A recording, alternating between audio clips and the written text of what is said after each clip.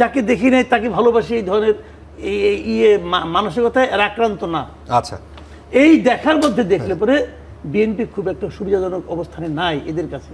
ফুটপাতে যে দোকানদাররা বসে জিজ্ঞাসা করে দেখেন তো দিনে কত দিতে হয়, 200 টাকার কমে হবে না। আপনি তো আমাকে সময় দেন, আপনাকে আমি কারণটা ব্যাখ্যা করতে পারি। কারণটা হলো কি, শুনেন, বিএনপি কিংবা জামায়াতে ইসলাম এই দুই দলকে এদেশের তরুণ ভোটাররা সরকারে দেখে নাই। যাদের বয়স এখন 30 বছর, এরা কিন্তু ভোট দিতে পারে নাই। হ্যাঁ, এদের কেউ ভোট দিতে পারে নাই।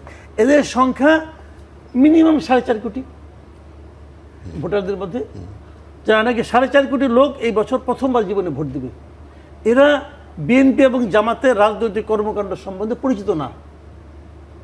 কারণ বিএনপি তো সর্বশেষ দেখছি 2006 সালে, তাই না? তার মানে 22 বছর আগে।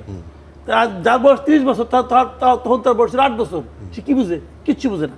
আচ্ছা, তাহলে এরা এখন তারা আওয়ামী লীগকে দেখছে, হয়তো আওয়ামী লীগকে অপছন্দ করে, 2-1 জন পছন্দও করতে পারে। আমি ধরলাম আওয়ামী লীগকে পছন্দ করার সংখ্যা ওই 4.5 কোটির মধ্যে 50 লাখ, আমি ধরে নিলাম, একটু বাড়াই ধরলাম। আচ্ছা, তাহলে আর হলো 4 কোটি। এই 4 কোটি ভোটার কিন্তু বিএনপি এবং জামাতের মধ্যে একজনকে বেছে নিতে চায়।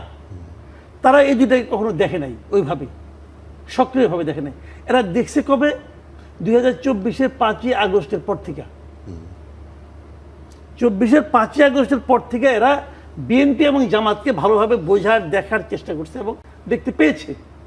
এই 2024-এর 5ই আগস্টের পর থেকে আজকে পর্যন্ত বিএনপি এবং জামাত এরা মাঠ পর্যায়ে ঢাকা শহরে বিভিন্ন জায়গায় যে সমস্ত কর্মকাণ্ড করেছে, যদি সেটা আপনি বিচার করেন, এটা বিচার করেই কিন্তু এই ইয়াং ভোটাররা ভোট দিবে। এদের আর কোনো লিগেসি নাই রে ভাই। যাকে দেখি নাই তাকে ভালোবাসি, এই ধরনের মানসিকতায় এরা আক্রান্ত না। আচ্ছা, এই দেখার মধ্যে দেখলে পরে বিএনপি খুব একটা সুবিধাজনক অবস্থানে নাই এদের কাছে। তারা দেখেছে, যেমন ধরেন আমি উদাহরণ দিয়ে বলি, ফুটপাতে এখনো চাঁদাবাজি হয়। ফুটপাতে যে দোকানদাররা বসে জিজ্ঞাসা করে দেখেন তো দিনে কত দিতে হয়, 200 টাকার কমে একজনও নাই।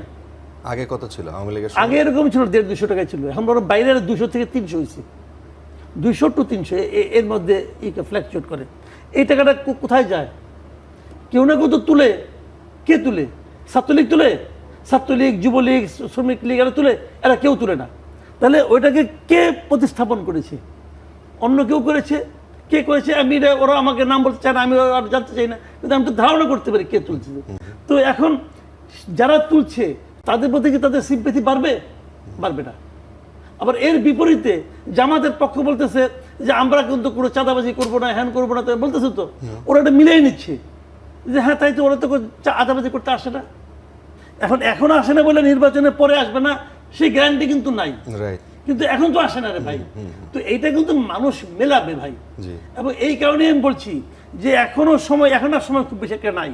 তারপরেও বিএনপির জন্য এখন যেমন ধরেন আপনার গণমামলা, একটা মামলা হত্যা প্রচেষ্টার মামলা, অমুকের পায়ের পাশ দিয়ে একটা গুলি গেছে, এই জন্য ওটা গুলিটা তো বুকেও তো যেতে পারতো, অতএব এটা হত্যা প্রচেষ্টা। এই জন্য ওখানে 222 জনের নামে মামলা। এই 222 জন কে? অবধারিতভাবে ওই এলাকায় আওয়ামী লীগ করে, আওয়ামী লীগের সমর্থক অথবা এলাকার সম্পন্ন ধনাঢ্য ব্যক্তি, তাদের নাম দিয়ে ওরা ফোন করছে, ভাই টাকা দেন, আপনি নাম কেটে দিই। এগুলো ঘটনা ঘটছে, সব জায়গায় ঘটছে। এই সমস্ত মামলার বাদীকে দেখেন তো 90% ক্ষেত্রে হলো বিএনপি বলাপান, হয় বিএনপি, নাহলে যুবদল, নাহলে ছাত্রদল, অথবা বিএনপির নামধারী।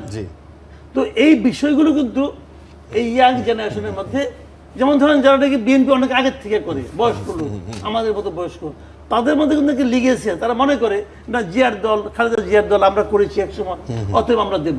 কিন্তু এই